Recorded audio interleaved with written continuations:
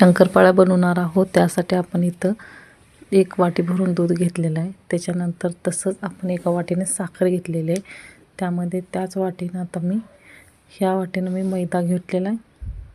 त्या वाटीमध्ये आता मी तेवढं भरून तूप घेणार आहे. एक भरून किंवा पाऊण एवढं होईल एवढं तूप घेणार आहे. दूध, तूप आणि साखर एकत्र हे अमूलचं घी घेतलेलं आहे मी, म्हणजेच तूप. हे मी आता दुधामध्ये मिक्स करून घेणार आहे. दुधामध्ये साखर घातलेली आहे पहिली, दूध, आणि त्याच्यानंतर आता मी तूप टाकलेलं आहे. हे आता मी चमच्याने पूर्ण असं ना ढवळून घेणार आहे. गॅसवरती ठेवून असं मस्त चमच्याने ढवळायचं, म्हणजे मिक्स होतं दूध आणि तूप. जरा वितळायला पण टाईम लागतो साखरेला, त्यामुळं हलवत राहायचं. हलवून चांगलं त्याला असं मिक्स करून घ्यायचं. हे बघा असं छान मिक्स करायचं. दूध, तूप आणि ते मिक्स हे होते. बघा गॅसची आच पण चालू आहे. असं ढवळून घ्यायचं पातेल्यामध्ये. गॅस हे बघा आच चालू आहे. आता मी 1 वाटी भरून मैदा घेतला, त्याला चाळून घेते. आता असे एकूण मी 4 वाट्या मैदा घेणार आहे. हे बघा मैदा चाळून छान असा ते दूध, तूप सगळं हे झालेलं आहे ना, मिक्स व्हायला लागले. त्याला घेऊन आता मी ह्याच्यामध्ये हे बघा थंड झालेलं आहे. आता ते गरम गरम पण टाकायचं नाही, असं थंडच ठीक आहे.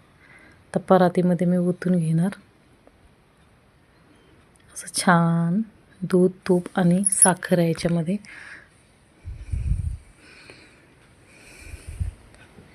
मस्त असं परातीत ओतून घेतलं. हे बघा आता ह्याच्यामध्ये ना मैदा मिक्स करून घेऊया. चाळलेला मैदा हा त्याच्यामध्ये मिक्स करणार आहे. बघा असं छान बिना हे होता मिक्स, गाठी बनवून द्यायच्या नाही. छान एकाच साईडने असं, म्हणजे काय म्हणतो आपण, एका डायरेक्शनने असं छान हे करून घ्यायचं.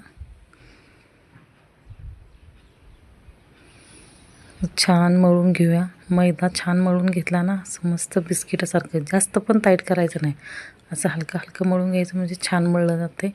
हे बघा ते कळतेच तुम्हाला, बघून दिसायच लागली कसं मळलं ते. असं बिस्किटाचं त्याला हे आला पाहिजे, जसं बिस्किट खातो ना आपण तसंच शंकरपाळ्या झाल्या पाहिजेत. मैदा असं छान मळून घेतलं आहे. लई घट्ट नाही, लई पातळ नाही, असं छान. त्याला थोडा वेळ आराम, म्हणजेच रेस्ट करायला थोडा वेळ झाकून ठेवते. त्याचे आपण आता गोळे करून घेऊया. रेस्ट झालेला जरा, आणि तर गोळे करून घेऊया. छान असे त्याचे गोळे करूया.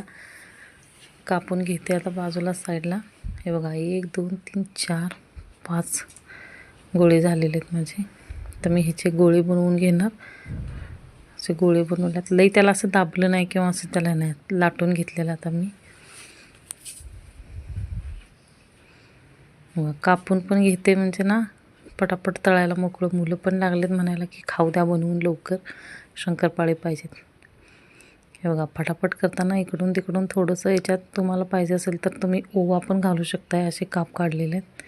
तळून घेते आता. कढईत तेल तापलेलंच होतं, त्यामुळे लगेच तळायला पण घेतलं.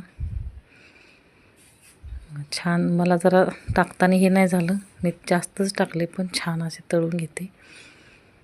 असं छान मंद आचेवर भाजून घ्यायचं, म्हणजे क्रिस्पी होते ते छान.